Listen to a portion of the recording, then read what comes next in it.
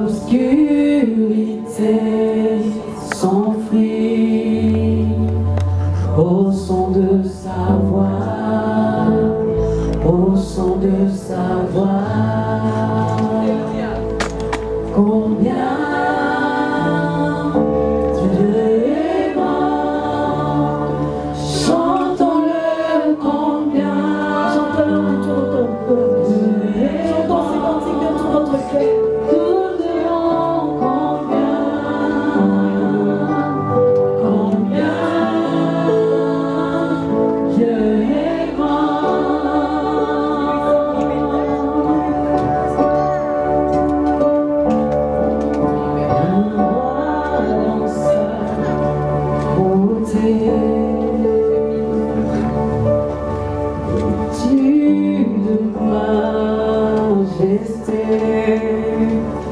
Mon cœur est dans la joie, mon cœur est dans la joie. Sa gloire resplendit, l'obscurité s'enfuit au son de sa voix.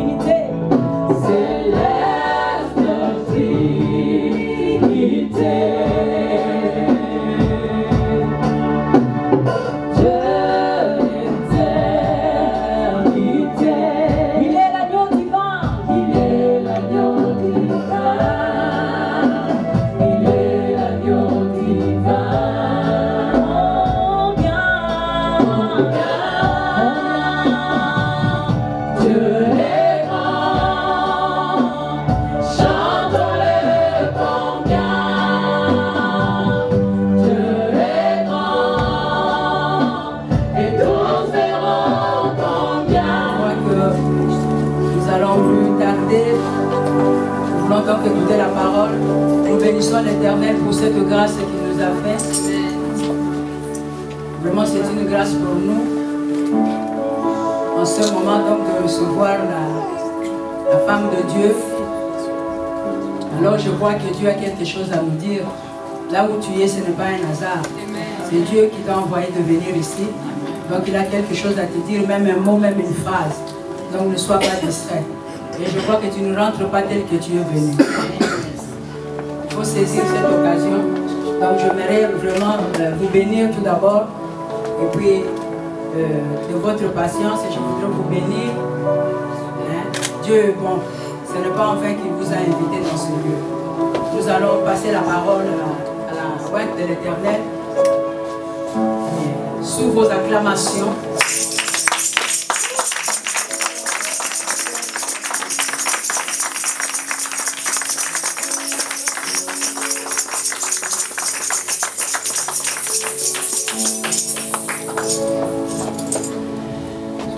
va chanter ce même cantique là un peu. Allez-y sans tarder.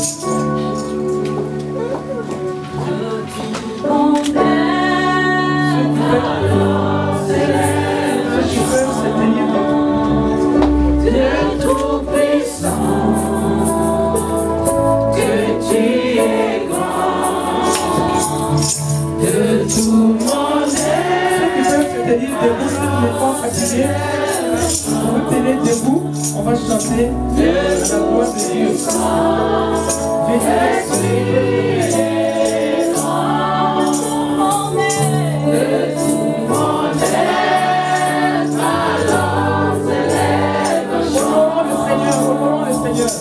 de tout puissant, que tu es grand, de tout mon être, alors s'élève le chant, de tout puissant, que tu es grand. Et quand je songe au subite mystère, car depuis grand, as-tu pensé à moi, que son cher fils est revenu mon frère, et que je suis l'héritier du grand roi. Alors mon cœur redit la nuit le jour que tu es bon, ô Dieu d'amour,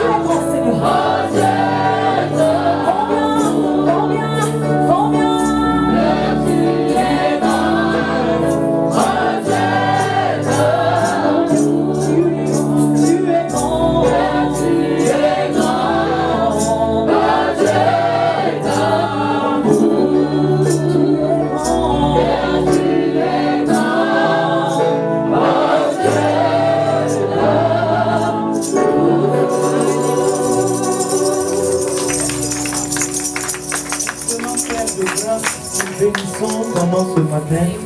Nous te rendons grâce pour ta présence en nous et parmi nous ce matin. Merci pour ce temps que nous passons devant ta face. Merci pour ton amour qui se manifeste au travers de ce temps que nous avons avec toi. Merci pour ta grâce. Merci pour la parole. Saint-Esprit, oh, tu prends, tu donnes ce que toi-même tu as prévu. Pas ce qui est prévu par un homme ou une femme. Nous voulons t'écouter. Que la chair se taise et que l'esprit parle. Oh Saint-Esprit, je m'efface, que tu sois vu, que tu sois entendu. Et que seul Jésus-Christ soit glorifié. Merci Père au nom de Jésus. Amen. Asseyons-nous. Je peux augmenter un peu mon retour, s'il vous plaît. Asseyons-nous dans la présence de Dieu. Je voudrais vraiment bénir le Seigneur pour l'occasion qu'il me donne de me tenir là, parce que c'est simplement une grâce de pouvoir partager l'excellente parole de Dieu avec chacun d'entre vous ce matin. Et je vous apporte les salutations de notre assemblée locale au Burkina Faso, de Tabernacle Bethel Israël, l'Église des Nations. Et aussi, je vous apporte les salutations de Papa Karandiri, qui m'a chargé de vous saluer ce matin alors que nous serons là. Que Dieu vous bénisse et que sa grâce repose sur chacun d'entre vous. Je voudrais honorer et reconnaître la servante de Dieu, notre aînée, Maman Moussengo Françoise. Que Dieu vous bénisse. Et je voudrais dire aussi que c'est un privilège pour moi d'être dans votre assemblée ce matin. Parce qu'à la fin de chaque convention des Women of God, il y a toujours une église qui est choisie où je dois donner la parole. Ou l'orateur. Ça peut ne pas être moi parce que chaque année il y a une personne qui vient. Et à la fin, je crois qu'il y a un principe qu'à la fin, la personne, l'orateur qui est venu de l'extérieur part dans l'assemblée d'un membre de Women of God. Et donc cette année, il a été déclaré que je viens ici. Et j'étais contente de le savoir parce que Maman Moussengo, c'est vraiment une aînée que j'aime beaucoup. Elle est venue au Burkina. Nous avons eu l'occasion de l'apprécier. Et vraiment, je bénis le Seigneur pour son cœur, pour sa foi, pour ses efforts, sa persévérance. Et je sais que, quand on parle de ministère par rapport à une femme, ce n'est pas toujours facile. Parce que vous voyez, notre intelligence n'est pas toujours renouvelée par rapport à ces choses. Et souvent, on est plus dans ce que nos coutumes disent que ce que la parole de Dieu dit. Parce qu'on est influencé par ce que nos cultures disent. On est influencé par ce que le monde dit, mais pas toujours influencé par ce que la parole de Dieu dit. Et quand je dis cela, je sais de quoi je parle. Parce que moi-même, je suis une femme dans le ministère. Et hier, je le disais, au Burkina Faso, en tant que femme burkinabé, je suis la première femme pasteur installée, consacrée officiellement, je suis la première. Et je sais ce que cela veut dire. Parce que on a vu toutes sortes d'attitudes autour de ça. Parce que, comme je l'ai dit pendant la convention, quand on parle même de femmes prophétesses, les gens acceptent ça plus facilement que femme pasteur. Parce que le pastorat, c'est comme si c'est une classe d'hommes, uniquement d'hommes, qui doit être consacrée à cela. Et donc dire qu'une femme a reçu un appel qui a été reconnu et qu'on installe comme femme pasteur, et donc ça avait fait au tout début le petit remous, parce qu'il y en avait qui disaient, est-ce que le pasteur Karandiri ils ont installé son épouse comme pasteur, est-ce que c'est parce que c'est la femme du pasteur, ou est-ce qu'il y a vraiment un appel de pastorat, de ministère pastoral sur sa vie? Et donc j'ai envie de dire que pour certains c'était le wait and see, c'est-à-dire attendons de voir qu'est-ce qu'elle va faire, de quoi elle sera capable. Moi, ma capacité c'est en Christ. C'est pas une capacité charnelle, ma capacité c'est en Christ. Paul a dit, nous n'avons pas à chercher une capacité. Qu'est-ce que ça veut dire? Et ils m'ont dit, et c'est là où vous allez comprendre que le monde regarde nous les enfants de Dieu et nous écoute pour voir qu'est-ce que nous-mêmes nous disons par rapport à certaines situations. Ces journalistes m'ont dit que eux, Et quand ils réagissaient, qu'ils savent que nos co-religionnaires aussi réagissaient. Est-ce que vous comprenez ce que je dis? C'est-à-dire les chrétiens eux-mêmes et même des pasteurs hommes réagissaient par rapport à cela. Et que donc, eux, ils se retrouvaient avec ces gens-là sur le même point de vue. Mais qu'ils se rappellent qu'une fois, en parlant de cela, qu'ils ont dit, bon, tout ça, c'est bien, mais attendons de voir qu'est-ce qui va se passer autour de cela. Et il dit que quand ça s'est passé ainsi, donc eux, ils observaient. Ça veut dire quoi? Ils me suivaient. Ça veut dire quoi? Ils regardaient au peigne fin qu'est-ce que je faisais. Mes réactions étaient suivies de près. Mes actes que je posais étaient suivis de près. Pendant toutes ces années, depuis 2010, écoutez, depuis 2010, donc eux, ils me suivaient pour voir qu'est-ce qui se passe autour de cette femme. C'est pour vous dire qu'en tant qu'enfant de Dieu, il faut le savoir. Le monde nous suit de près. Le monde regarde qu'est-ce que nous faisons, quel témoignage nous donnons. Dès lors que tu dis que tu es un enfant de Dieu, ce n'est pas parce que je parle de cette situation, mais dès lors que tu dis que tu es un enfant de Dieu, le monde va te suivre de près pour voir quel est le témoignage que tu donnes. Est-ce que tu manifestes vraiment ce que tu dis que tu es? Ou est-ce que tu es comme eux? Dans ce cas précis, les gens suivaient. Et voici ce que ce journaliste, j'étais étonné, donc je lui ai dit, j'étais pressé maintenant de savoir quelle était sa conclusion. Et c'est là qu'il dit, j'ai dit, et alors? Il dit que aujourd'hui, si nous avons été obligés de venir pour monter un magazine sur ce que vous faites, c'est parce que vous nous avez convaincus. Et j'ai dit, ah, c'est pas moi qui vous ai convaincu, c'est l'Esprit de Dieu qui vous a convaincu. Et j'ai demandé, j'ai cherché à savoir donc pourquoi. Et c'est là donc que ce journaliste dit, d'abord, ils écoutaient tout ce que je disais. Donc chaque fois que je prêchais, mes prédications étaient reprises et les gens réécoutaient pour voir est-ce qu'on va trouver des choses qui ne vont pas. Même le monde. Et ils disent que nos co-religionnaires, c'est-à-dire donc des pasteurs, hommes, s'asseyaient et décortiquaient tout ce que je disais pour voir si c'est biblique ou si c'est des hérésies.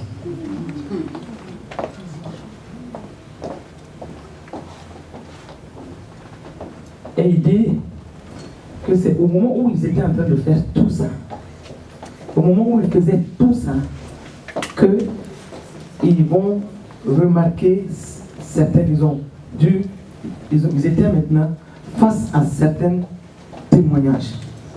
Ils disent d'abord qu'ils se sont rendus compte que vraiment je disais des choses positives, que même si tu n'es pas chrétien, ce sont des choses qui te marquaient et que les témoignages les ont souvent bousculés. Et au même moment, ils disent qu'au même moment, ils sont tombés sur des témoignages qui étaient, c'est-à-dire qui ont été connus par tous. Je m'explique. Il y avait le maire de la ville de Ouagadougou, Simon Compaoré, mon fils là connaît bien le témoignage. Et à l'époque, il était le maire. Un maire très connu et puis assez bruyant et tout. Et il était presque à la fin de son mandat.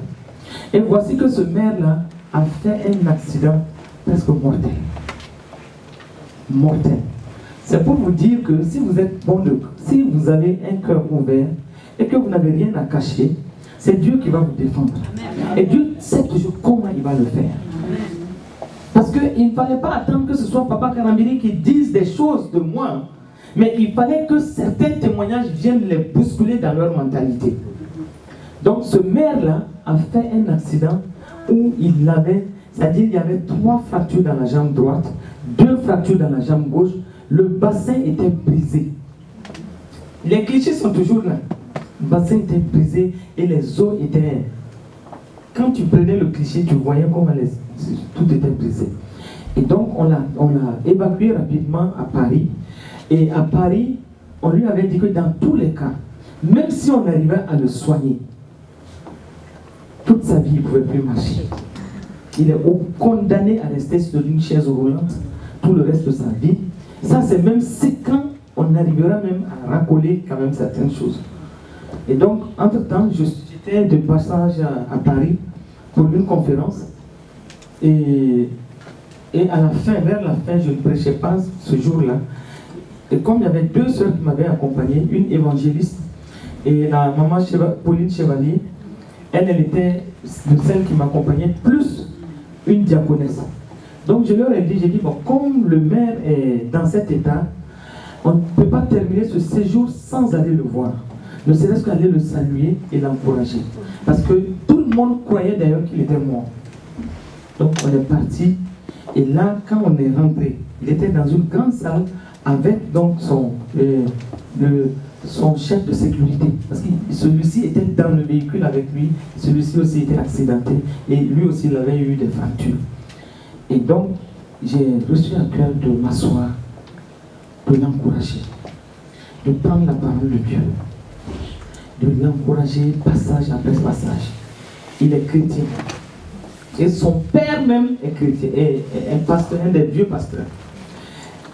Quand je l'encourageais, tellement la parole le saisissait, il y a eu des moments où il m'a demandé, mais ce que tu me dis là, ça y est, c'est dans la parole de Dieu. J'ai dit oui, c'est dans la parole, c'était un passage. Et il a pris un papier, il dit qu'il faut que je donne tout ça. J'ai dit, mais pourtant tu connais tout ça. Il dit que non, qu'il reçoit ça autrement. Puisque quand la parole vient trouver une situation et que cette parole-là touche la situation, tu vas vivre ça autrement. Alléluia. Tu vis ça comme une sorte de réma. Une parole qui t'est personnalisée. Une parole qui doit faire un effet dans ta vie. Qui doit travailler dans ta vie. Et une parole qui vient te relever, t'encourager et te dire que Dieu est avec toi. Il ne t'a pas abandonné. Il ne te fera pas de défaut. Et au moment où je parle, et cette parole-là peut toucher quelqu'un aussi. Les bons, j'ai terminé tout ça. Par les bontés de l'Éternel ne sont pas épuisées. Ses compassions ne sont pas à leur terme. Elles se renouvellent chaque jour. Oh, que ta fidélité est grande. Quand j'ai dit ça, j'ai vu comment il était saisi. Saisi. Mais en même temps, je sentais que son être intérieur était relevé. Il a secoué la tête. Il a relevé la tête. Il me regardait avec des larmes aux yeux. Et j'ai compris que le Seigneur l'avait déjà saisi. Tout de suite, j'ai senti en moi que je dois prier pour lui. Mais de vous à moi, je ne pouvais pas vous dire qu'est-ce qui allait se passer. Moi, j'ai reçu un cœur de prière pour lui. Et j'hésitais même à lui dire que je vais t'imposer les mains.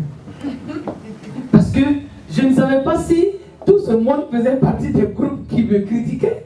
Et puis, ils vont imposer les mains. Et ce n'est pas toujours comme ça. Souvent, on te dit de ne pas te précipiter pour imposer les mains. Mais là, le Saint-Esprit était sur le point de faire un miracle. J'ai dit, monsieur le maire, on va prier.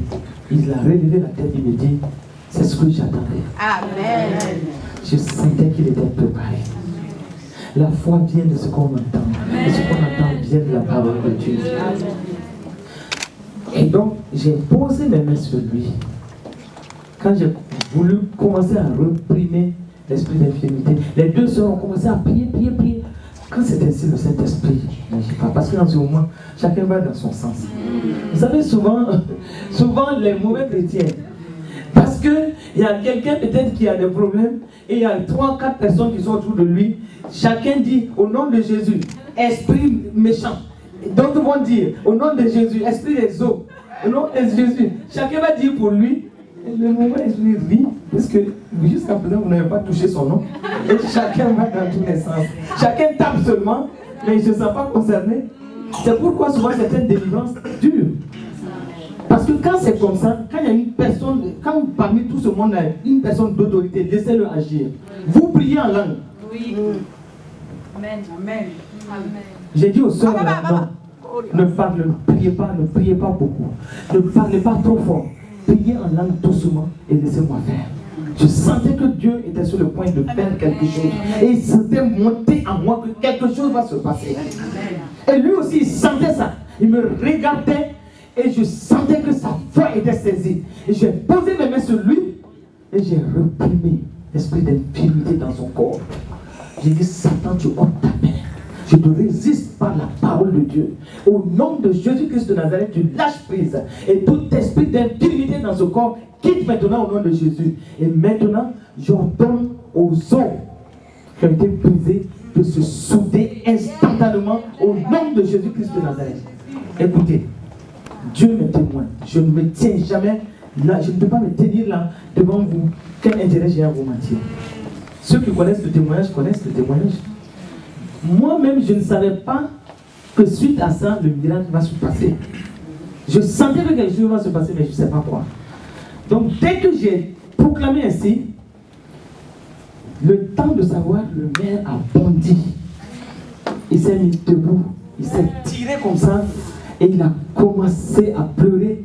Dès qu'il s'est mis debout comme ça, on entendait les os craqueler. Les os ici, là, ça faisait caca, caca, caca. Et là, on a entendu caca, caca, caca, caca. Et là, après, on entend des bruits comme ça. Les choses sont remises en place. Et donc, il s'est levé, il a marché. Il a marché comme d'ici à là. Et puis, revenir. Et il était essoufflé. Et la sœur évangéliste, là, elle est très émotive. Elle a couru pour l'attraper. J'ai dit, laisse, ne touche pas. Et moi, j'étais en train de dire, au nom de Jésus, au nom de Jésus. Il a marché. Après, il est venu s'asseoir sur son fauteuil roulant. Il était essoufflé, les larmes aux yeux. Et ce jour-là, quand on partait, il nous a accompagnés. Amen. Amen.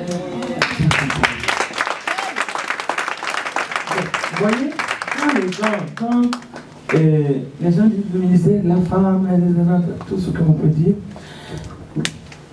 moi, ce jour-là, j'étais émerveillé ce que Dieu est capable de faire. Je me suis oublié toute la gloire. Je ne veux aucune parcelle de gloire.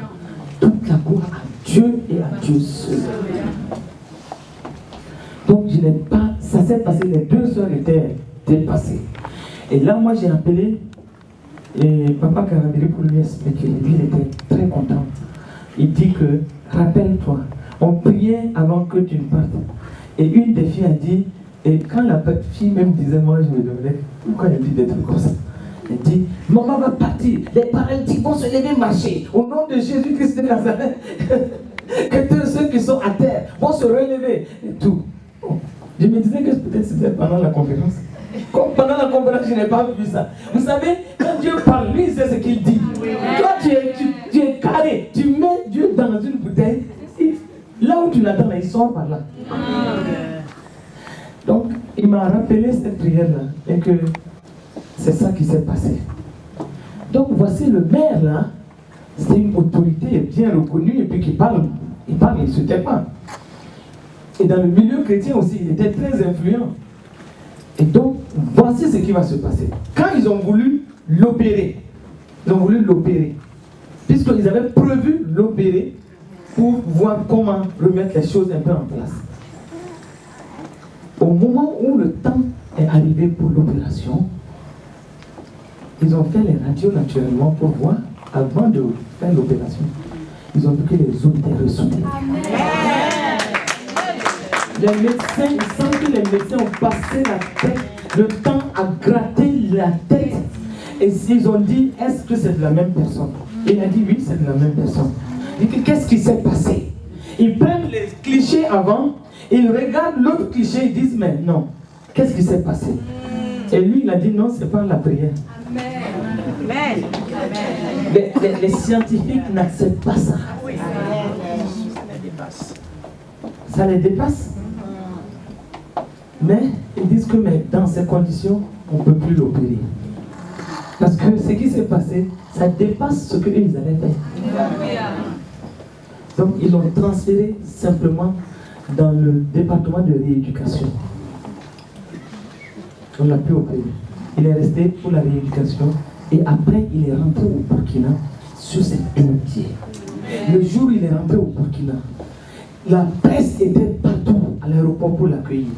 Et même le monde disait que non, on ne peut pas croire. Qu'est-ce qui a pu se passer? Parce que cet homme qui était considéré comme mort, comment il peut venir sur ses deux jambes, descendre, les gens acclamaient. Moi j'étais assise devant la télé, je vous assure, j'étais au fond de moi, j'ai eu des larmes.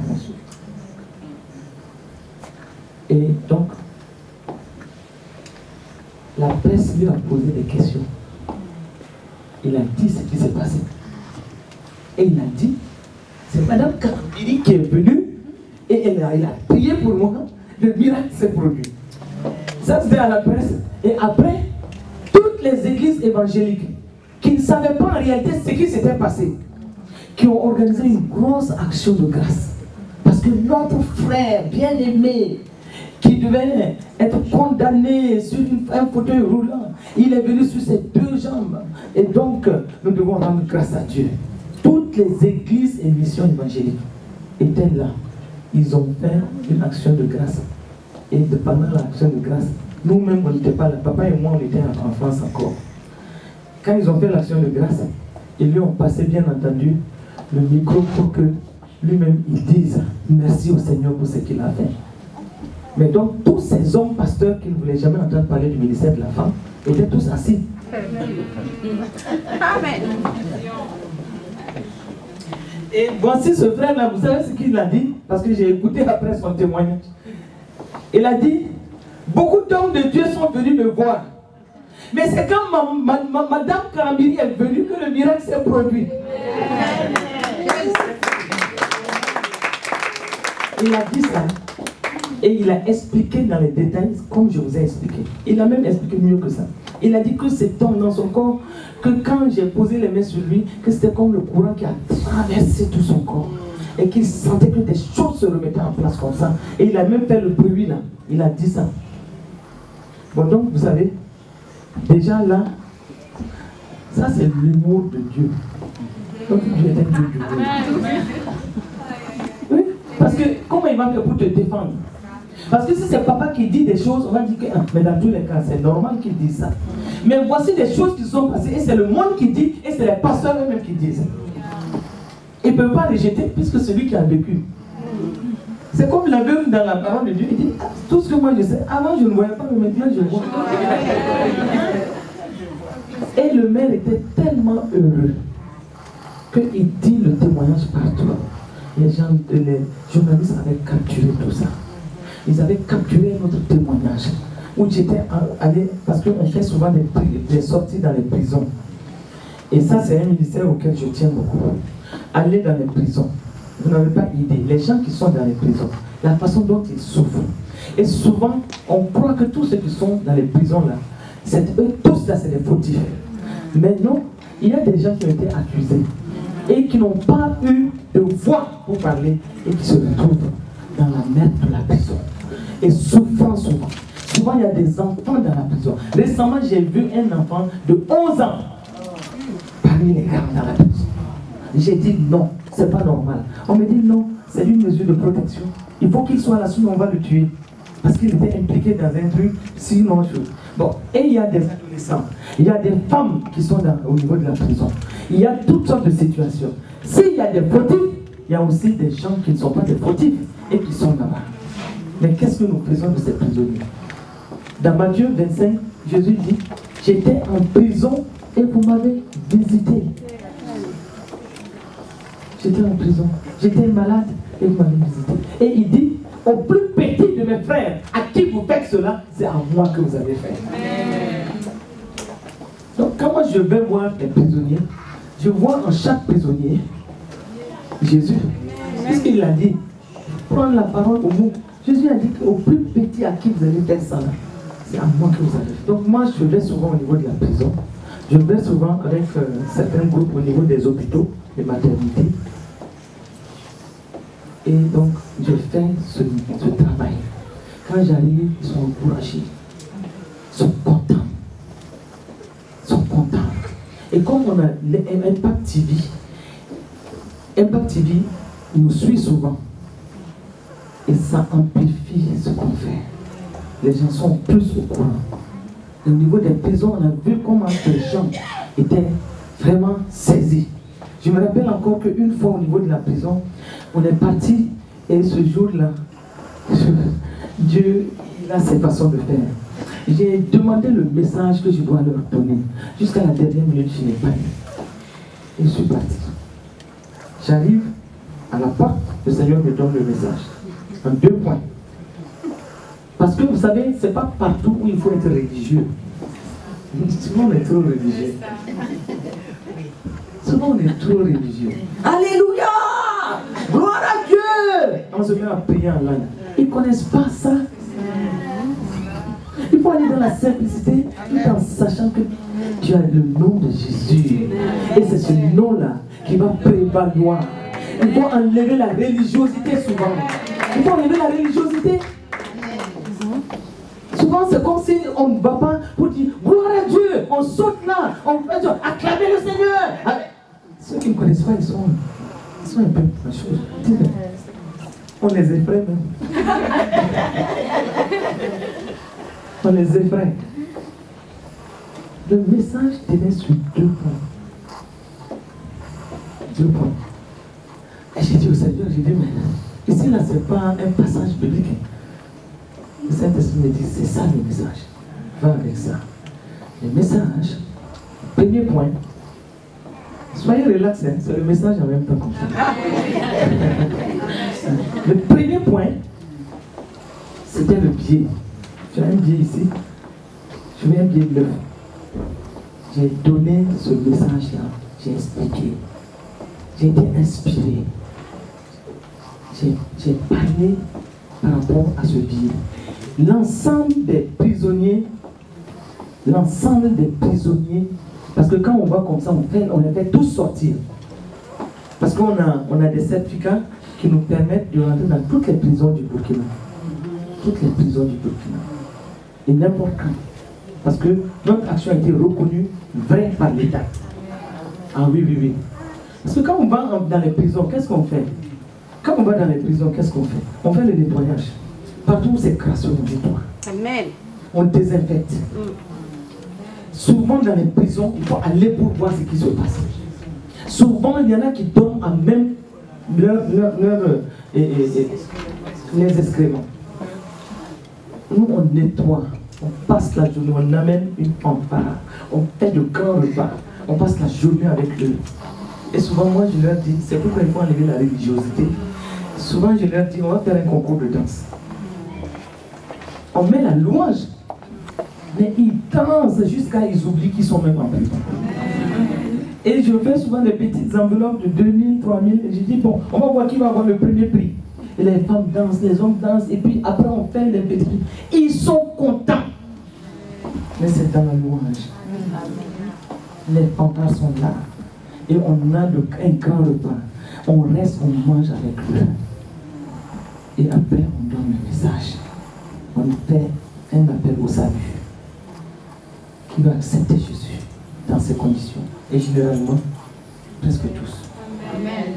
Et c'est pourquoi il ne faut pas que le message soit trop religieux. Mais cache Jésus, révèle-le. À un moment précis. Les gens vont capter. Amen.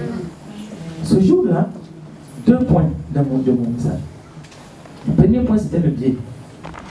Et c'était à la porte de la prison que l'Esprit de Dieu va m'inspirer ça. Donc, j'ai pris le billet. Je leur ai dit, regardez, c'est un billet de 10 000 francs. Il est tout neuf.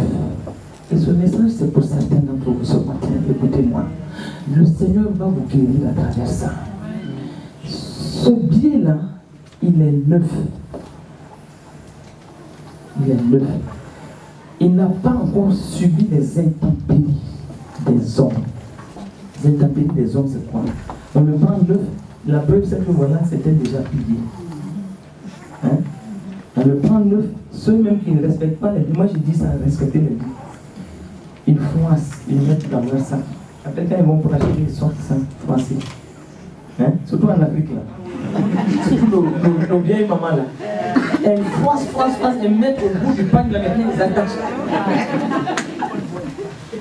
Pourquoi on ne vole pas? Et puis, ils attachent ça ici. Hein? Ça veut dire que si tu vas voler, c'est que tu as enlevé son pain. Donc, j'ai dit ce billet. Voilà que ce billet va passer entre les mains des hommes. Et il y a des hommes qui sont méchants. Il y a des circonstances difficiles. Ce biais donc est obligé d'être froissé. Comme la vie de quelqu'un peut être froissée. Ta vie qui était neuve, ta vie qui était sans problème, et tu es monté jusqu'à un niveau. Voici que des épreuves vont venir sur toi. Oh, quand les épreuves viennent, ça froisse ta vie. Ça enlève certaines valeurs. Ça fait que tu ne crois plus en toi. Même si on te dit que tu es capable de certaines choses, toi-même tu vas dire non, je ne peux plus. Pourquoi? Parce que ta vie a été froissée. Et des situations difficiles ont froissé ta vie. Des situations difficiles ont enlevé la beauté de ta vie. Tu sembles plus être toi-même. Et au moment où c'est froissé ainsi, il y a des moments où les circonstances peuvent te jeter à terre. Tu es à terre. On ne fait même pas cas de toi. En ce moment, tu perds même les amis. Tu perds même la famille. Tu perds des gens. Tu ne sais pas vers qui aller. Oh, tu appelles des gens même experts, on ne te répond même pas. Parce que tu deviens comme lourd pour eux. Et quand tu es à terre, là, il y a des moments où on va te piétiner. Tu n'as pas de valeur pour eux. Tu n'as pas de valeur pour eux. Et tu vas souffrir. Souffrir. Les gens vont piétiner. Souvent même exprès. Souvent même, ils font exprès pour que ça te fasse plus mal. Après, au moment où tu crois que tu peux relever la tête, il y a d'autres circonstances qui vont te déchirer. Froisser. On va même cracher sur toi. On va te jeter à terre. Tu n'as pas de... Tu ne sembles plus avoir de valeur. Ta vie semble plus avoir de valeur. Toi-même, tu t'assois, tu penses, tu ne crois plus en toi. Tu te demandes, est-ce que quelque chose de bon peut sortir encore de moi? Et tout peut être autour de toi pour dire que rien de bon ne peut sortir de toi. Parce que tu es devenu comme un déchet pour les gens. Il n'y a plus de valeur. Au moment où tu pouvais, tout le monde courait. Mais maintenant, tout le monde te rejette. On t'a piétiné. Tout le monde, on a craché même. On a piétiné. Et j'ai pris ce billet là, je l'ai remonté. Voici ce billet là, voici, sale, même déchiré. Et ce billet là, j'ai dit si je le prends, je vais pour acheter une marchandise de 2000 francs. Ce billet est tellement vilain. Combien le boutiquier va me donner? Si moi je suis le boutiquier, je vais dire que comme c'est vilain comme ça, je vais donner 6 000. Parce qu'il y a une valeur de 2000 qui a sauté. Qui a sauté ou bien? Parce que ce n'est pas comme le bien neuf, non? Puisqu'il est vieux, il est ratatiné, des choses comme ça. Si c'était vous, vous allez faire quoi? Ah non, parce qu'il est vilain, il ne peut plus avoir la même valeur. Mais bref, pour aller vite, elle a donné la réponse. Que le boutiquier le veuille ou non, il n'a pas le choix. Tant que ce bien peut être tendu pour dire qu'on achète quelque chose, il est obligé de donner 8000 francs en retour. Pourquoi? Malgré l'état du bien, le bien n'a pas perdu de valeur. Oh Jésus. Et ta vie n'a pas perdu de valeur. Malgré tout ce par quoi tu es passé, malgré les rejets des hommes, malgré les tribulations, les épreuves, tout ce par quoi tu es passé, et qui peut te convaincre toi-même que tu ne vaux plus rien, ta valeur en Christ reste intacte.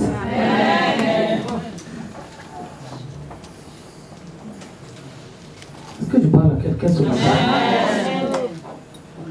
Quand tu sors, tu n'es plus la même personne. Les épreuves sont là pour que toi tu te qualifies. Et il faut voir les épreuves comme des vitamines pour te donner de la force, de la carrure spirituelle. Tu ne peux pas sortir d'un certain niveau d'épreuve et rester la même personne. Parce que forcément, tu as expérimenté la fidélité de Dieu. Tu as expérimenté la fidélité de Dieu. Sinon, tu n'allais pas t'en sortir. Et tu as eu une expérience qui t'élève à un niveau spirituel plus élevé. C'est pourquoi, dans Luc 31, 22, c'est 22, 33, je vois.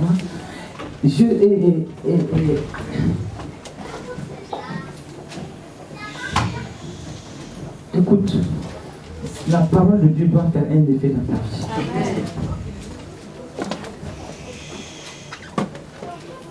Dans Luc 22, verset 31, le Seigneur dit à Simon, il dit, Simon, Simon, Satan vous a réclamé pour vous cribler comme du froment. Il vous a réclamé. Souvent, Satan vous réclame. Qu'est-ce que tu crois? Souvent, il te réclame. Il dit, mais moi, j'ai prié pour toi. Afin que ta foi ne défaille point. Mais quand tu seras converti, c'est lui c'est bon qui dit quand tu seras converti, affermis ta foi. Ça c'est lui c'est bon qui dit. Vous savez quand c'est ainsi, moi je vais dans plusieurs versions.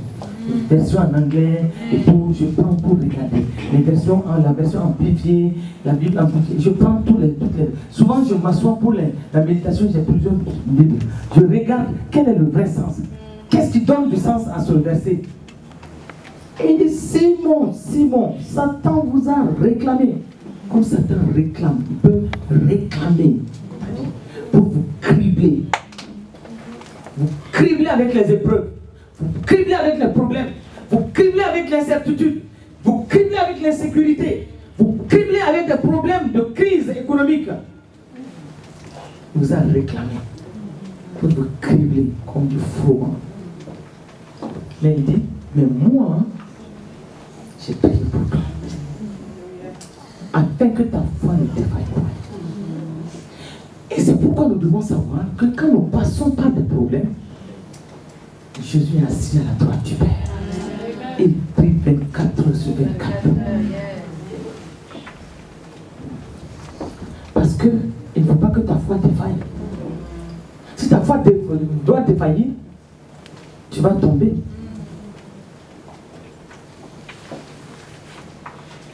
Moi j'ai prié pour toi. Afin que ta foi ne défaille pas. Mais quand, et c'est pourquoi j'aime bien cette autre version, je ne sais plus laquelle, qui dit, mais comme tu sortiras de l'épreuve. C'est différent, hein? Yeah. C'est du français, hein? Comme. Ça veut dire que tu n'as pas le choix que de sortir de l'épreuve.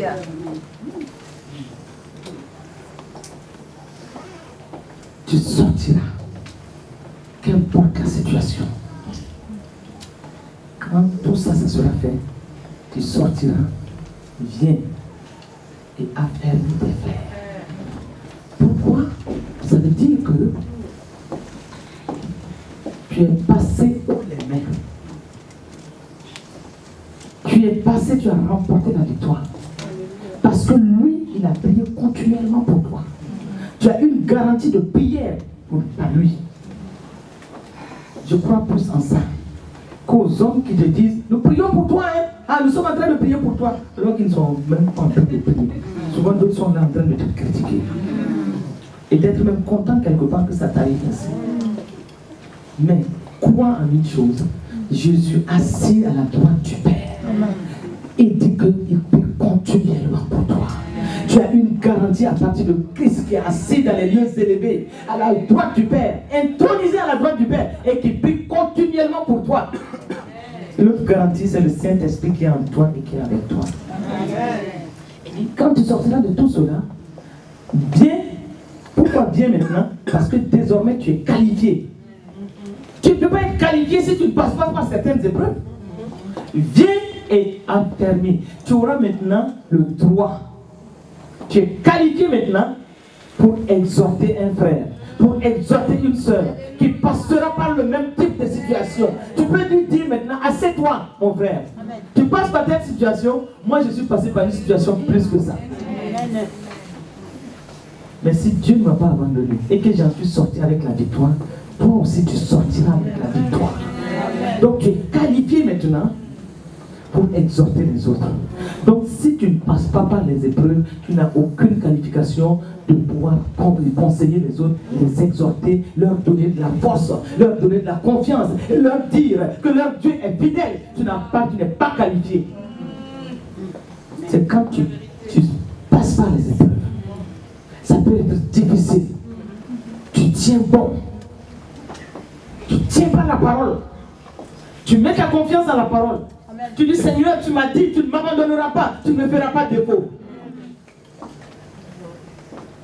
Et je crois que ta parole est vraie. Amen. Et comme ta parole est vraie, elle ne défaillira pas. Elle est vraie, elle ne faillira pas. Elle a été vraie pour Daniel, elle a été vraie pour David, elle a été vraie pour Paul, elle sera vraie pour moi. Amen.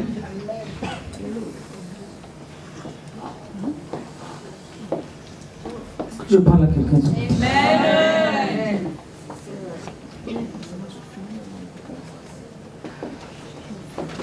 Ne craignez pas les épreuves. Vous savez, il y a deux versets dans la parole de Dieu. Je vous donne trois. Quand tu sais t'appuyer sur ces versets-là, quelle que soit la tournure des situations, tu es tranquille. Tu es tranquille. Jésus a dit dans Romains 8, 37, mais dans toutes ces épreuves-là, toutes ces situations-là, tout ce qui se passe dans ta vie, vous êtes plus que vainqueur. Pas simplement vainqueur, mais plus que vainqueur. Ça veut dire que l'étape de la victoire même est passée et tu es en train de jouir des fruits de la victoire. Parce que ta victoire, c'est Christ qui l'a acquise déjà pour toi. Amen. Ça ne dépend pas de tes luttes, mais c'est Christ qui a acquis déjà. Premier passage. Deuxième passage, Paul dit aux Corinthiens, dans 2 Corinthiens 2,14, il dit, grâce soit rendue à notre Dieu. Grâce soit rendue à notre Dieu, qui nous fait toujours triompher. Oh! Est-ce que tu peux saisir cette parole ce matin? Il dit que tu nous fais toujours. C'est pas quelquefois. Toujours. Il dit toujours. Soit tu crois à chaque mot de la Bible, soit tu ne crois pas. Et moi, j'ai l'habitude, je vais être bête. Pourquoi? Amen. Et pour dire, Seigneur, c'est toi qui as dit non. Et je suis assise dessus. Si ça ne marche pas, c'est toujours l'occasion pour moi de dire aux gens que ça ne marche pas toujours.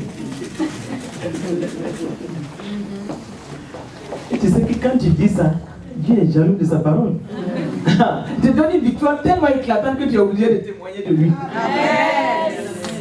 Amen. Et il nous fait toujours triompher. Et nous reprendrons par lui l'odeur de sa grâce. Toujours. Donc quand les situations tournent dans des sens où tu peux, humainement, tu regardes, tu dis, comment je peux m'en sortir? Qui peut me sortir de là? Comment je peux faire avec cette situation? Quand ça tourne dans tous les sens, les autres même te regardent avec des yeux de, je ne dirais pas compassion, mais pitié. Parce que la pitié et la compassion sont différentes.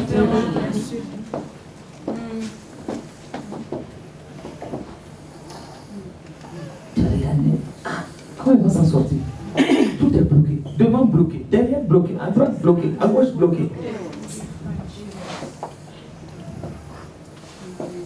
En ce moment, rappelle-toi qu'il a dit, grâce soit rendue à notre Dieu,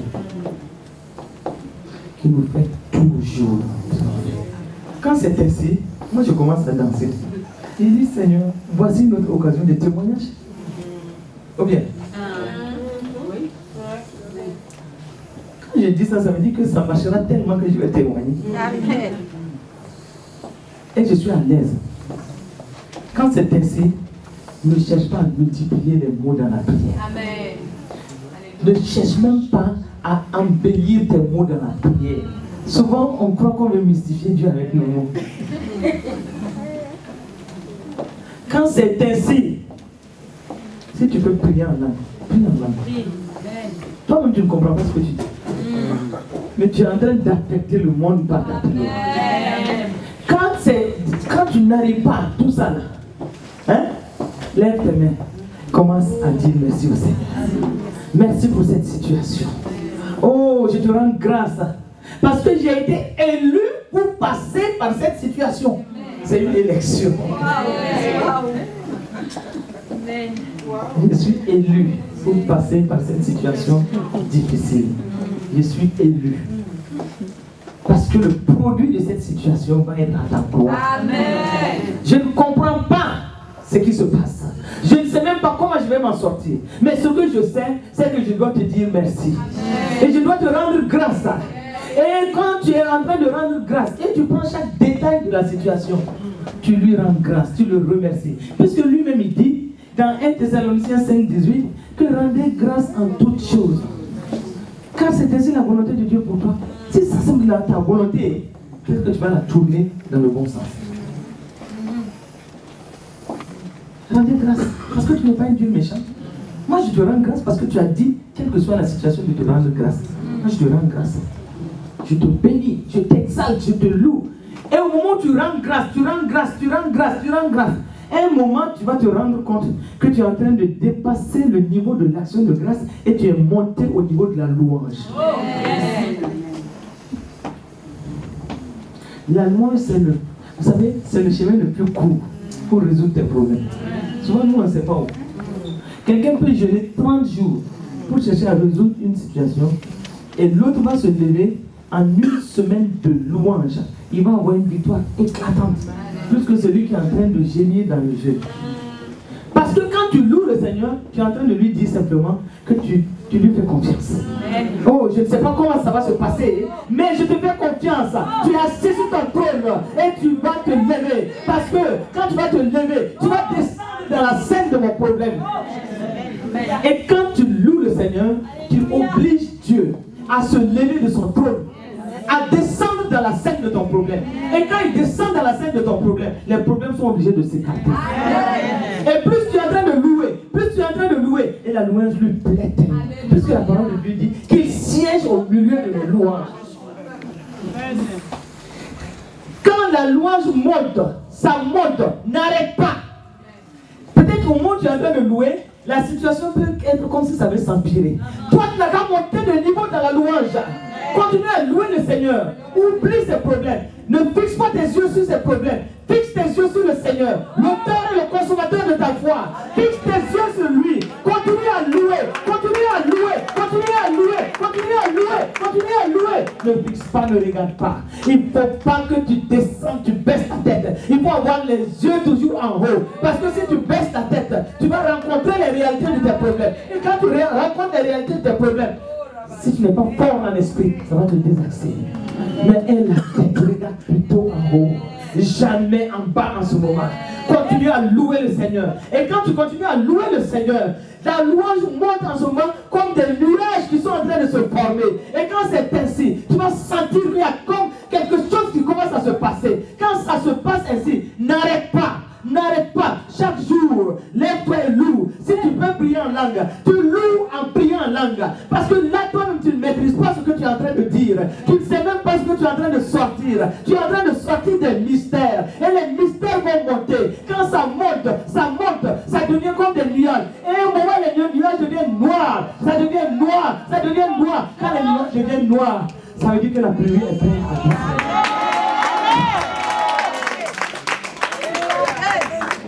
La louange est une puissance.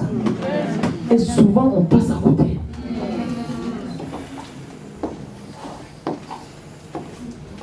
Tu n'es pas un homme pour mentir. Il fait stop pour se répartir. Sa parole est vraie. C'est-à-dire que quand tu n'es pas passé par certaines situations, tu ne peux pas dire que la parole de Dieu est vraie. Moi je peux te dire à 200%, la parole de Dieu est vraie. Elle est oui et amen. On a intérêt à lui faire confiance. On a intérêt à lui faire confiance. Dans tous les cas, si tu ne lui fais pas confiance, tu vas mettre ta confiance dans les hommes et tu vas avoir des troubles. Mais tu vas lui faire confiance. Donc, deuxième message que j'avais donné au niveau de la prison, j'ai donné une histoire. Ça semblait être comme une sorte d'anecdote. Les prisonniers ont ri et puis c'était comme un jeu. Parce que j'ai dit, tu es un jeune homme, parce qu'il y avait, les jeunes filles étaient moins nombreuses. J'ai dit, tu es un jeune homme. Toi, tu te vois sale. Tu vois que tu es pauvre. Et tu es sous l'arbre. Et tu cherches même à manger. Tu n'as pas. Et au moment où tu es dans cette misère-là, toi-même, je reconnais que tu es dans la misère. Et en ce moment-là, voici une Mercedes de dernier cri qui vient se garer. Quand je disais ça, je voyais leur visage s'illuminer. La Mercedes se gare. Voici une belle jeune fille qui sort. C'est la fille du plus grand richard de ce monde. Elle-même, elle est riche. Elle sort. Tu dis, mais ça là, waouh. Mais tu vois qu'elle n'a pas pris une autre direction. Elle est venue chez toi. Et elle vient, elle dit, de tout le monde entier, c'est toi que moi je vais épouser. Vous voyez comment maman m'a dit.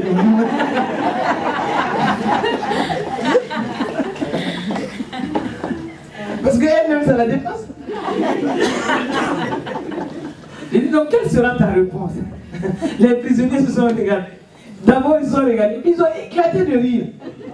Et puis, il y a un qui dit que non, je ne vais même pas croire. Mais au moment où tu dis que tu ne crois pas, lui te dit, elle te dit que ce n'est pas quelqu'un d'autre. C'est toi ou rien. Et elle te dit, si je t'épouse, on fera bien commun. Amen. Ça c'est beau, hein? Communauté de bien. Ce qui t'appartient m'appartient. Et tu rentres dans ma dignité. Hein? Et tu rentres dans ma dignité. Tout ce qui m'appartient t'appartient. Donc du coup, le même jour là, tu sors de ta pauvreté, tu rentres dans une richesse. Les gens vont te dire, mais ça c'est quoi? Alléluia. Et puis j'ai demandé, mais qu'est-ce que toi tu vas dire? Non, moi je ne peux même pas croire, laisse tomber. Chacun disait des réponses allant dans la chose. Après il y a un qui a osé dire que, bon, moi je vais oser croire, mais en doutant de ce que ça veut, parce que c'est trop beau pour être vrai. Et j'ai terminé cette histoire en disant, c'est l'histoire de Christ qui vient à toi. Si tu l'acceptes, tu rentres dans sa dignité. Si tu l'acceptes, de pauvre que tu étais, tu deviens riche. De malade que tu étais, tu as la santé divine. Amen. Vous savez, l'héritage en Christ là, il ne s'agit pas de la guérison. Je vais te choquer. L'héritage que nous avons reçu de Christ, c'est la vie éternelle. Amen. Et la vie éternelle, c'est le genre de vie que Dieu seul a. C'est pourquoi Pierre dit, nous sommes participants de la nature divine. Donc nous sommes de la classe de Dieu.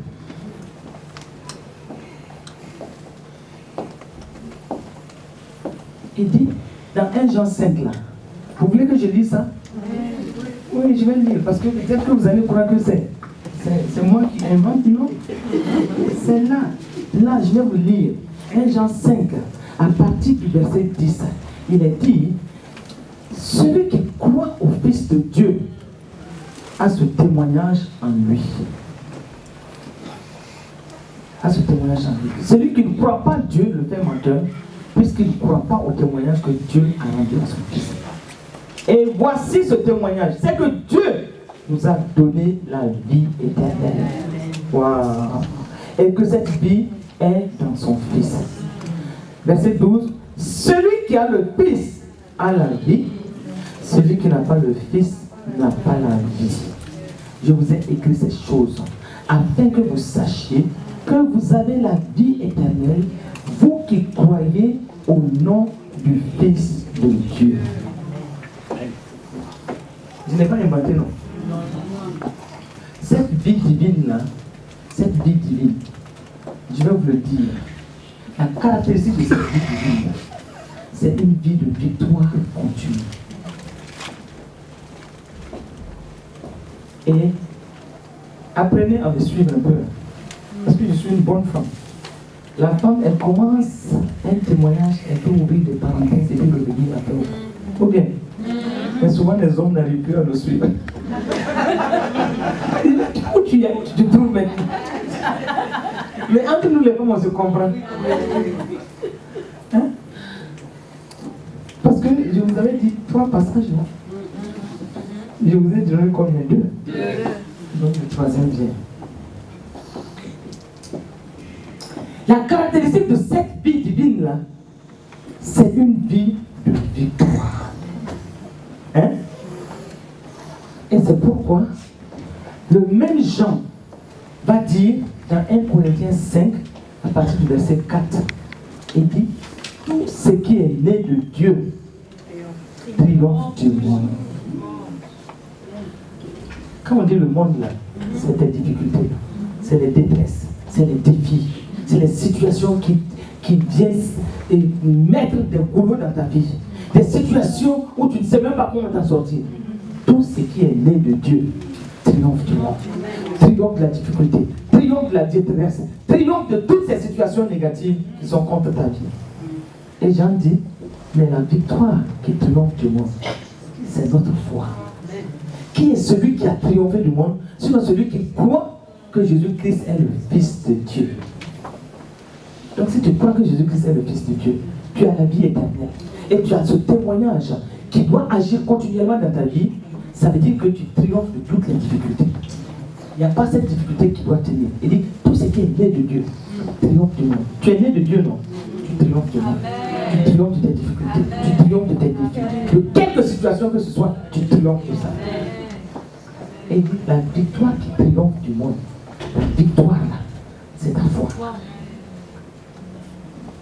Et qui est celui qui a triomphé du monde? Sinon celui qui croit simplement que Jésus-Christ est le Fils de Dieu.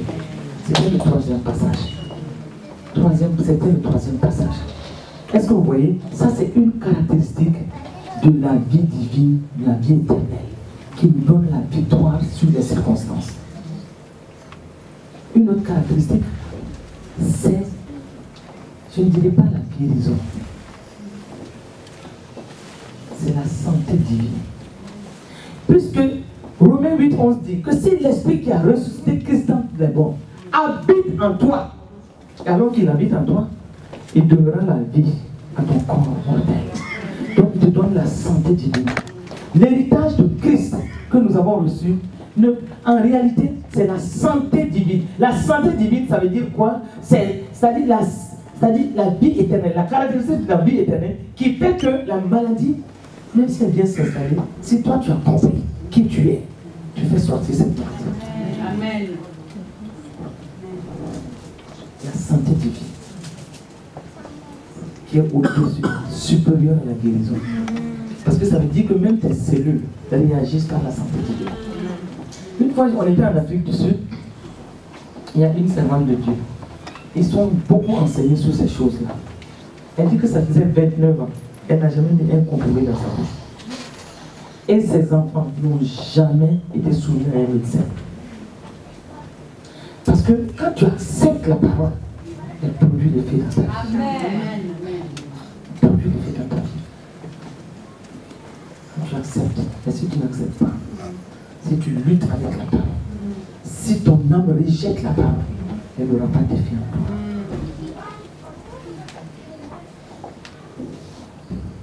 Donc, ces prisonniers, quand on a parlé, et que finalement je leur ai dit, c'est la vie de Christ. C'est ce que Christ, c'est comme si Jésus était venu pour que lui et toi, vous soyez un. Et vous avez bien commun. Voici ces 2 messages. Si vous regardez, il n'y a pas de religiosité dedans. Le billet et puis ça, mais tout débouche sur Christ. Oui ou non? Amen. Tous les 2 débouchent sur Christ. Yes. Et quand j'ai fini ça, j'ai lancé l'appel. 133 personnes se sont converties sur place. 133 personnes sont converties. Et je continue le témoignage. C'est à la suite de ça qu'il y avait un paralytique qui était assis parmi les prisonniers. Ces gens-là étaient flasques dans une chaise et un fauteuil électrique là. Moi-même, vous avez vu votre réaction. Moi aussi, c'était ma réaction. J'ai dit, mais comment lui, là, il peut se retrouver ici?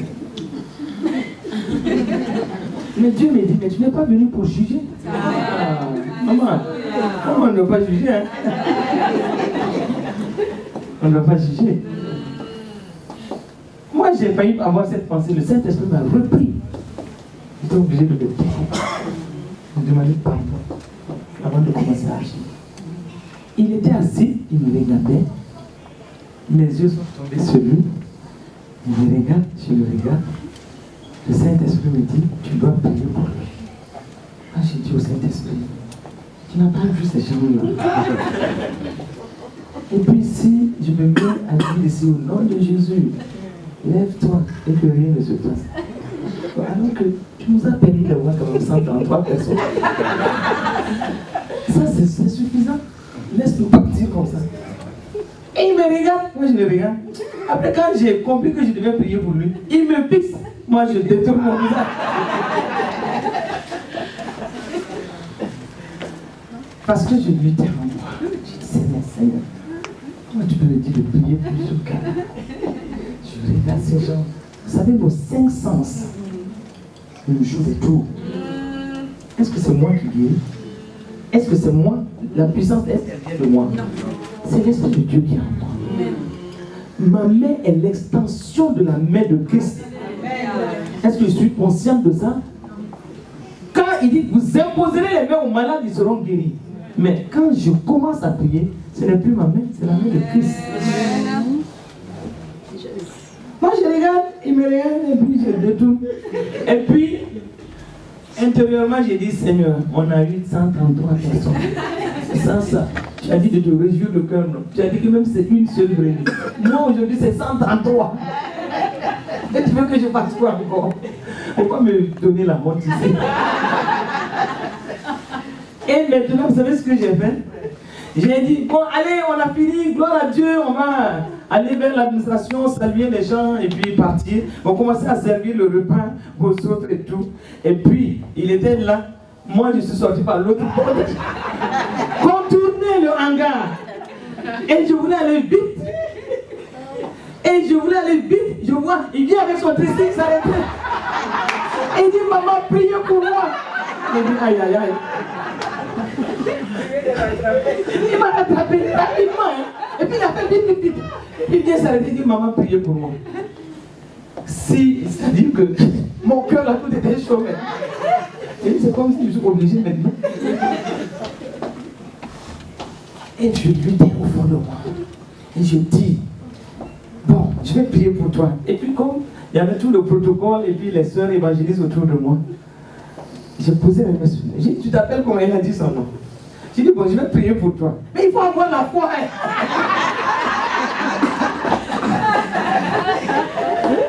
Tout ça, c'était encore... Tout ça, c'était encore la lutte. Parce que j'attendais d'être stable en moi. J'ai dit, tu as compris? Il faut avoir la foi. Hein. Mais en réalité, c'était moi. C'était mon propre problème.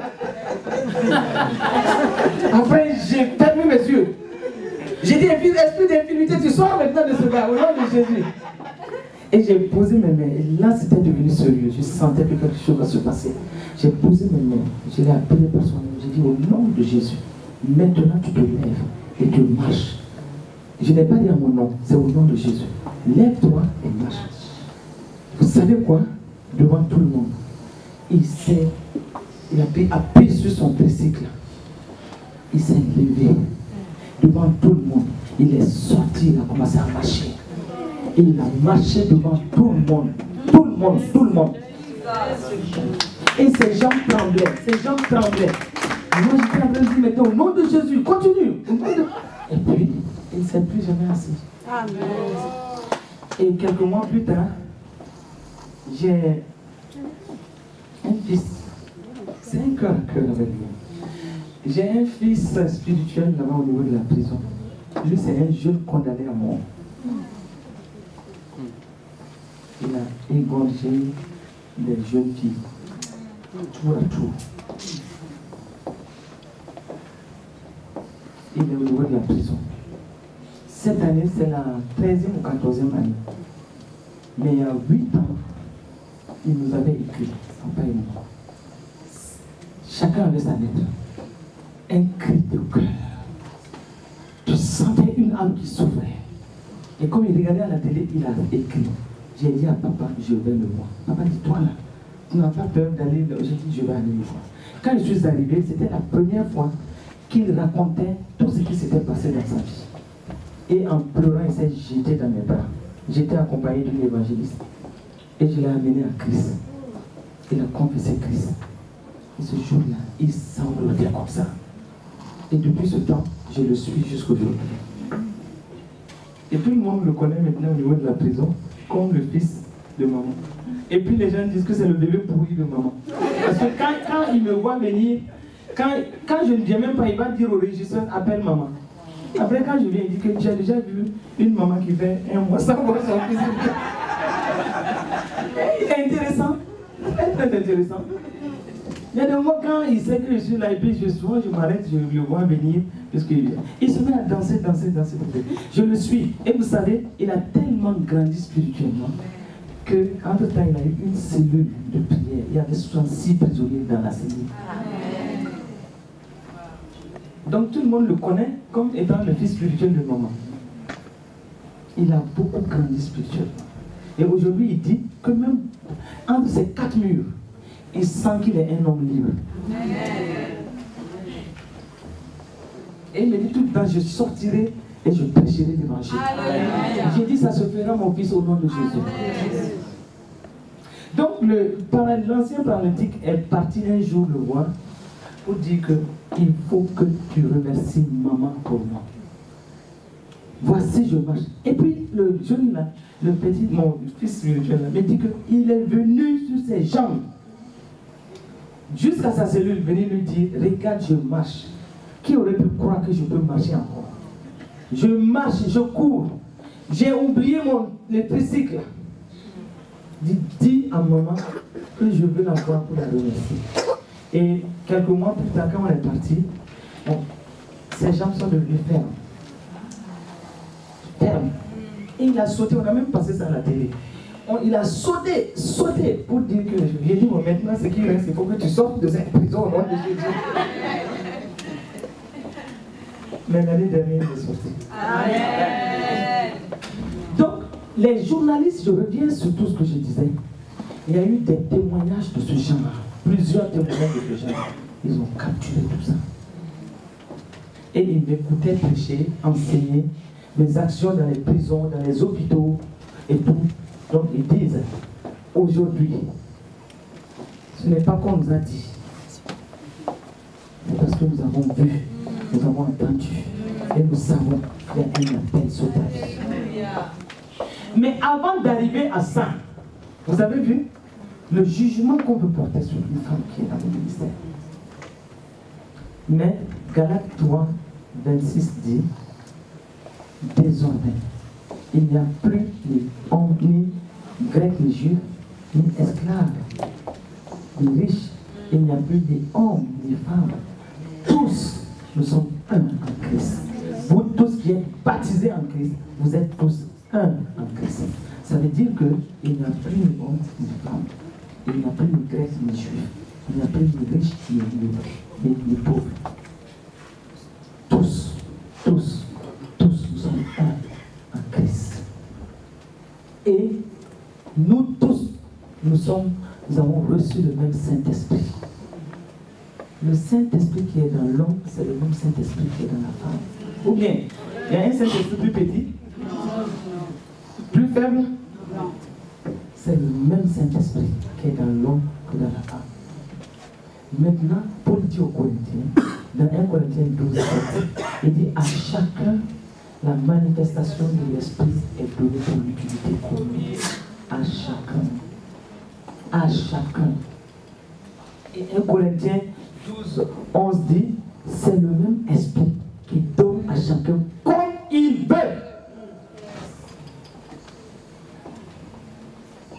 Et 1 Corinthiens 12, 18 dit, il nous a placés dans le corps comme il veut. Si ici c'est une partie du corps de Christ, tu peux dire, ah oui, un jour quelqu'un m'a invité, je suis venu et après je suis resté. C'est le Saint-Esprit qui était derrière ça. Ah oui, c'est le Saint-Esprit qui était derrière. Pour que toi, tu te retrouves là. Et il t'a placé là. Et tu dois servir à sa gloire. Et c'est pourquoi quand on est dans des assemblées, évitons toutes les petites mesquineries là. Chacun a sa place, chacun a sa valeur. Chacun a un appel, chacun a une onction, chacun a un don. Amen. Et ce n'est pas quelqu'un qui t'a donné, c'est le Saint-Esprit qui t'a donné. Il dit que c'est pour l'utilité commune. Mais souvent dans les assemblées, on est là dans des petites mesquineries et dans des petits réseaux négatifs. Et ces réseaux-là, les gens ne se rendent pas compte, ils se font tellement de mal. Ils se font du mal. Ils se font du mal. Parce que, moi je dis toujours, si un serviteur ou une servante de Dieu ne s'est pas placé, si c'est Dieu qui l'a placé, le même Dieu dit, ne touchez pas à mes oins. C'est le même Dieu qui a dit. Donc, faisons attention. Et j'ai dit souvent, c'est pas parce que ne regardez pas à l'âge d'un serviteur de Dieu. Pour dire qu'il est jeune, je peux faire de lui ce que je veux. Ou bien pour dire que c'est un homme ou une femme. Si Dieu l'a placé, le même Dieu dit, ne touchez pas à mes oins. Et puis, plus les gens sont dans des petites querelles mesquines, plus ils n'avancent pas. Et c'est pourquoi le message aussi que je vais vous donner, laissez, c'est un message d'amour. Aimez-vous les uns les autres. Comme Dieu lui-même vous a aimé. Aimez-vous, aimez-vous. Et 1 Jean 4, 17 dit, tel Dieu est, tel nous sommes sur cette terre. Nous devons refléter la gloire de Dieu. Nous devons refléter l'amour de Dieu. Et la première marque de quelqu'un qui est né de nouveau, c'est la marque de l'amour. Jésus a souffert de ce problème avec ses disciples. Il a vu les querelles de leadership autour de lui. Il a vu les mesquineries autour de lui. Les disciples n'étaient pas mieux que nous. Ils manifestaient les mêmes choses qu'on voit aujourd'hui. Il a vu tout ça. Et c'est pourquoi il a dit, c'est la nouvelle loi de la famille de Dieu. Aimez-vous les uns les autres, comme je vous ai aimé. À ceci, tous connaîtront que vous êtes le Fils de Dieu. Que vous êtes mes disciples. Seulement si vous aimez les uns les autres. Et il en a tellement souffert que quand il partait pour mourir à la croix, à la veille de la crucifixion, il s'est tenu dans Jean 17. Et c'est ce qu'on a fait. Nous voulons le manifester. Nous voulons le vivre. Partout où nous allons. Nous voulons que Christ soit vu au travers de nos vies. C'est pourquoi tu vas te repentir ce matin. S'il y a des choses qui sont encore dans ta vie et qui ont de la difficulté à partir de ta vie, que Christ soit manifesté ce matin. Et que tout ce qui est dans ta vie, qui n'honore pas le Seigneur, que cela parte au nom de Jésus. Confesse les choses qui doivent partir. Diminue le volume. S'il y a des choses qui tiennent captive ta vie, ça doit partir aujourd'hui. Christ doit être ta vie. Christ est Christ seul. Christ est Christ seul. Christ est Christ seul. Il doit être ta vie. Rien d'autre ne doit discuter la place de Christ dans ta vie. Rien d'autre ne doit discuter la place de Christ dans ta vie. Christ doit être manifesté à partir d'aujourd'hui. Parce que si tu as compris ce que nous venons de dire, Christ doit prendre toute sa place. Je dis bien, Christ doit prendre toute sa place. Christ doit prendre toute sa place. Laisse-le se manifester. Laisse-le agir en toi. Laisse-le t'élever dans les choses spirituelles. Parce que tu dois marcher en Christ. Tu dois être en Christ. Avoir la conscience que c'est Christ et Christ seul. Marche en lui. Christ doit être ta sécurité. Christ doit être ta conscience. Christ doit être ta réalité chaque jour. Christ et Christ seul. Tout ce qui discute la place de Christ dans ta vie, aujourd'hui doit partir au nom de Jésus.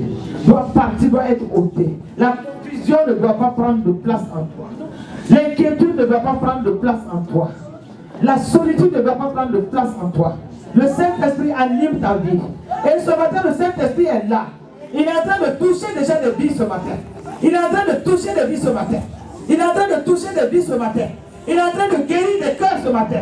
Il est en train de guérir même des corps ce matin. Le Saint-Esprit est en train de passer dans les rangées. Le Saint-Esprit est en train de se mouvoir. Augmentez un peu augmentez maintenant. Le Saint-Esprit est en train de passer. Il est en train de passer. Le Saint-Esprit est en train d'agir maintenant. Il est en train de toucher. Je le vois en train de toucher des vies. Je vois, il a posé sa main sur le cœur de quelqu'un ce matin. Il a posé sa main sur le cœur. Tu étais en train de te poser beaucoup de questions. Tu as vu une situation qui était en train de venir sur toi. Tu te demandais comment ça allait se passer. Tu étais dans l'inquiétude. Et ce matin, Christ est là. En personne par le Saint-Esprit. Il te touche, il te touche, il te touche.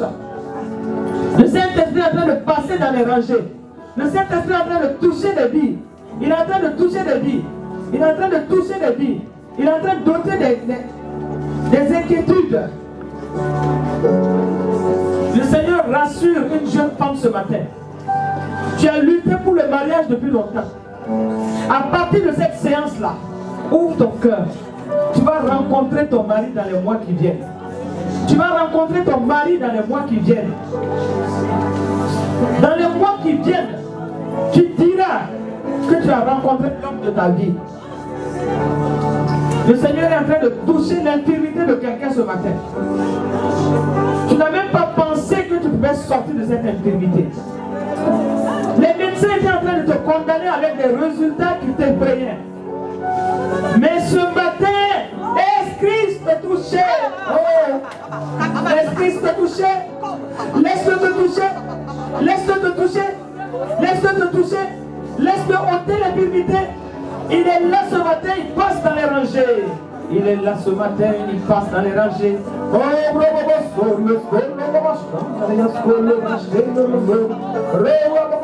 le Saint-Esprit agit. Il agit, il agit.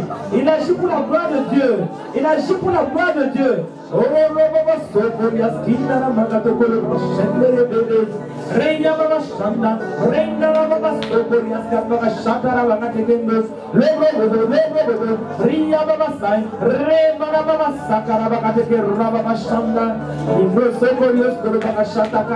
recevez son feu ce matin, retournez son feu ce matin, recevez son feu ce matin, ouvrez vos cœurs et recevez sa présence qui vous fait du bien, sa présence qui vous fait du bien, recevez sa présence, recevez le feu, recevez le feu, recevez le feu de sa présence.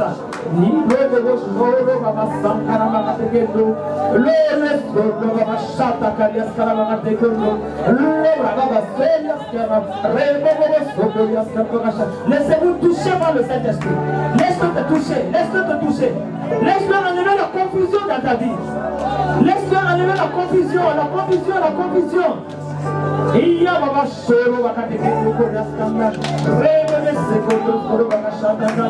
Le Saint-Esprit agit maintenant. Il est en train d'agir dans les vies. Il est en train d'arrêter certains problèmes. Il y avait des problèmes qui allaient s'abattre dans ta vie. Il est en train de les arrêter maintenant. Et c'est au nom de Jésus-Christ de Nazareth que je les arrête par la puissance du Saint-Esprit. Le sang de Jésus est en train d'agir maintenant. Le sang de Jésus est en train d'agir maintenant. Oh, le Saint-Esprit te touche maintenant. Il te touche maintenant. Il te touche maintenant. Il te touche maintenant. Il ôte l'infirmité. Il ôte l'infirmité. Il te touche. Il te touche, Saint-Esprit. Touche, touche, touche, Saint-Esprit. Oh, Saint-Esprit, vas-y. Touche-les, touche-les, touche-les, touche-les, touche-les. Touche-les, touche-les, touche-les, touche-les, touche-les, touche-les. Oh, Saint-Esprit, visite-les, visite-les, visite-les. Visite-les par ton feu, par ton feu, par ton feu, par ton feu, par ton feu, par ton feu. Oh,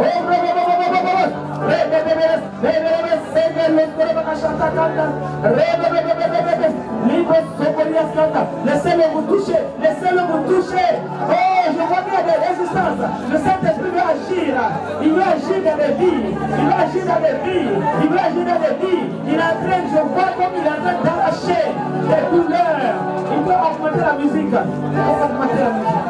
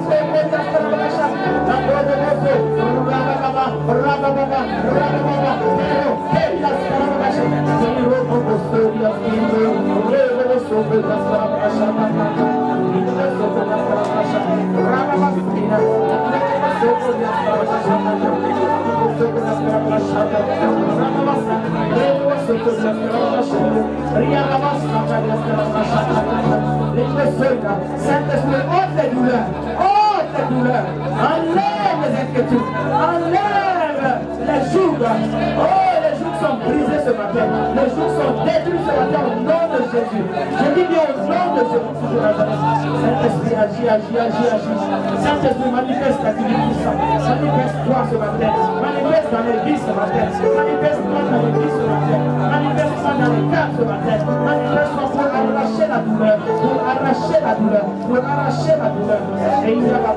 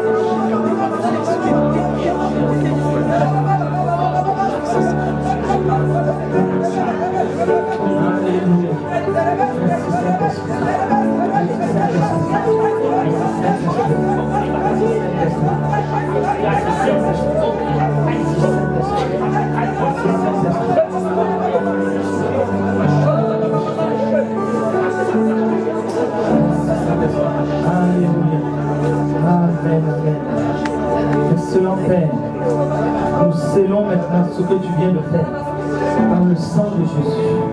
Et je déclare au nom de Jésus que les bénédictions prennent place dans les vies. Et qu'après ce temps d'exhortation, ce temps d'impactation du Saint-Esprit, que les vies ne soient plus jamais les mêmes. Et que les témoignages soient pour glorifier ton nom.